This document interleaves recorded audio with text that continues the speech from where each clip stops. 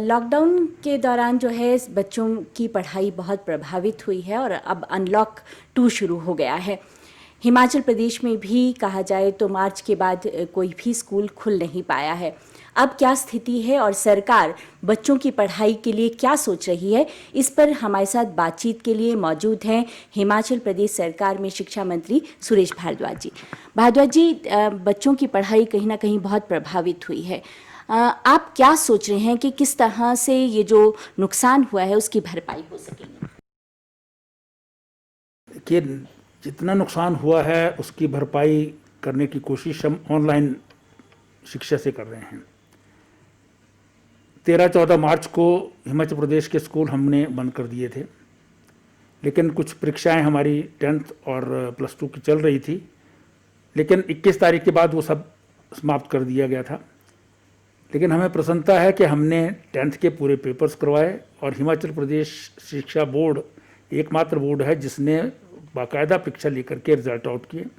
+2 के भी हमने सभी कंपलसरी पेपर्स जिनमें परीक्षाएं होती हैं, इवन ड्यूरिंग लॉकडाउन पीरियड एक पेपर हमने ज्योग्राफी का जो है उसका एग्ज़ाम लिया और परीक्षा परिणाम भी घोषित कर दिए हैं। 16 अप्रैल से हमने ऑनलाइन पढ़ाई जो है वो प्रारंभ की थी, जिसमें हमारे व्हाट्सएप ग्रुप्स जो हैं वो बने हैं। हमारे BRC जो है वो ब्लॉक लेवल तक नियुक्त हैं।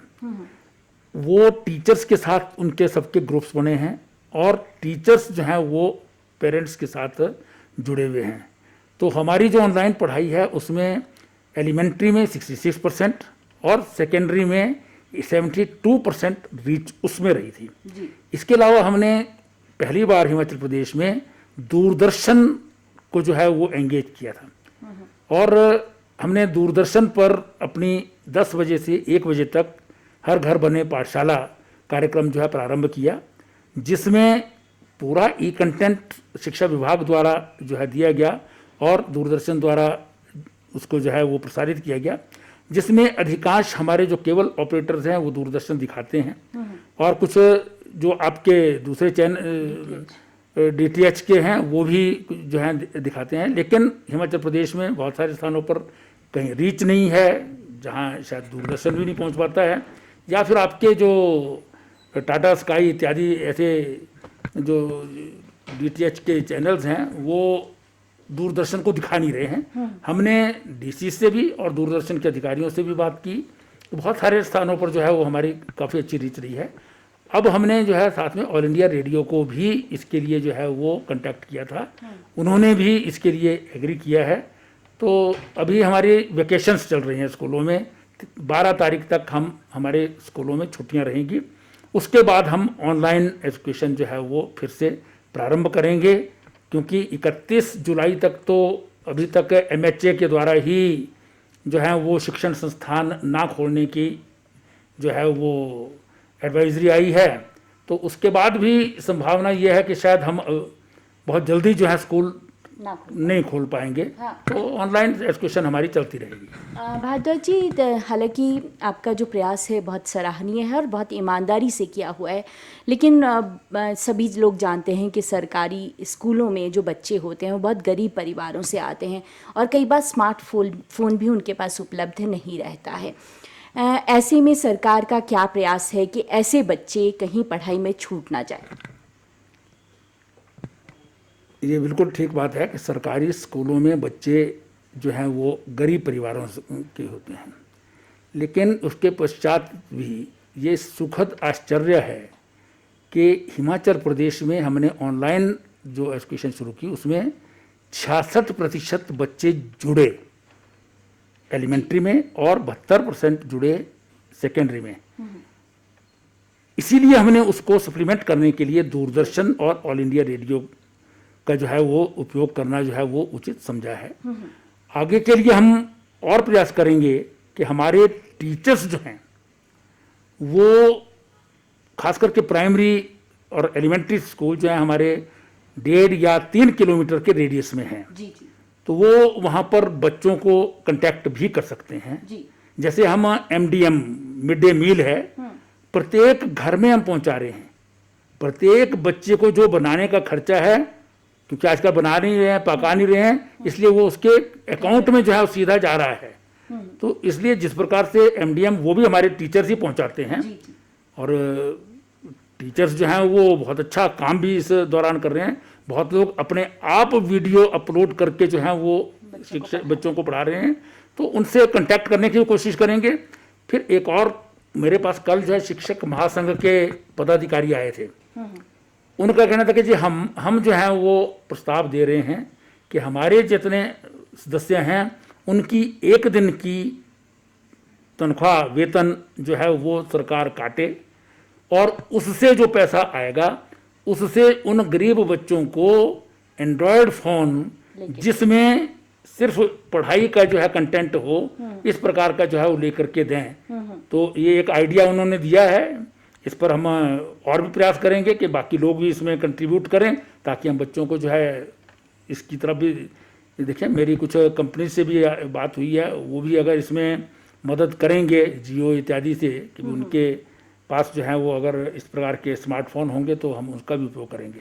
भारद्वाज जी, बार बार जो है शिक्षण संस्थान खोलने की बात आती है, और कहीं ना कहीं सरकार भी ये बात कहती है कि हम देखेंगे, गाइडलाइंस है, कहीं ना कहीं एक दबाव में सरकार नज़र आ रही है, क्योंकि अभिभावक भी बहुत तंग हो गए हैं, बच्चे घर पर हैं, बच्चे भी बहुत रेस्टलेस हो गए हैं।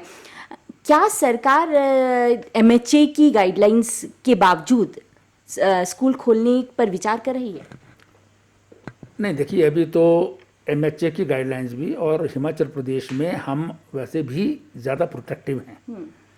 एमएचए की गाइडलाइंस तो हैं कि आप अबाध रूप से जो है वो सारे हिंदुस्तान के लोगों को कहीं भी आने जाने दें, लेकिन हिमाचल सरकार जो है वो इंटर स्टेट बस भी हमने शुरू नहीं की है। वो इसीलिए है कि हम डिस्टेंस क्या मेंटेन कर सकेंगे अगर हम सबको अलाउ करते हैं, और विशेष रूप से बच्चों को डिस्टेंस मेंटेन करवाना बहुत कठिन कार्य होगा। स्कूल में अध्यापक जो है वो प्रयत्न कर सकते हैं, लेकिन स्कूल से घर तक जाना, घर से स्कूल तक आना, कौन उनको बीच में मिलता है, क्या होता है, ये बहुत मुश्किल काम है।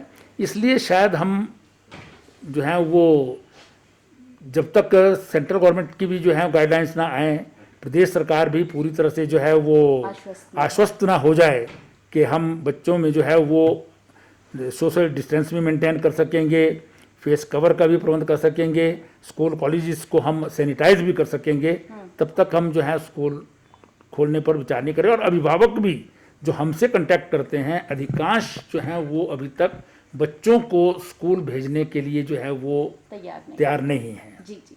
भारद्वाज जी, मेरा आपसे आखिरी प्रश्न ये रहेगा, निजी स्कूलों की फ़ीस को लेकर बहुत बार आपके पास शिकायतें आ रही हैं कि निजी स्कूल पढ़ाई तो नहीं करवा रहे हैं लेकिन फ़ीस वसूलने की तैयारी में है, या उन्होंने मैसेजेस भी भेज दिए हैं। इसके अलावा ऑनलाइन के नाम पर भी निजी स्कूलों ने बहुत सारे अभिभावकों को फ़ीस जमा करवाने के लिए भेजा है। क्या कड़ा संदेश आप निजी स्कूलों को देना चाहेंगे और क्या अभिभावकों को कहना चाहेंगे?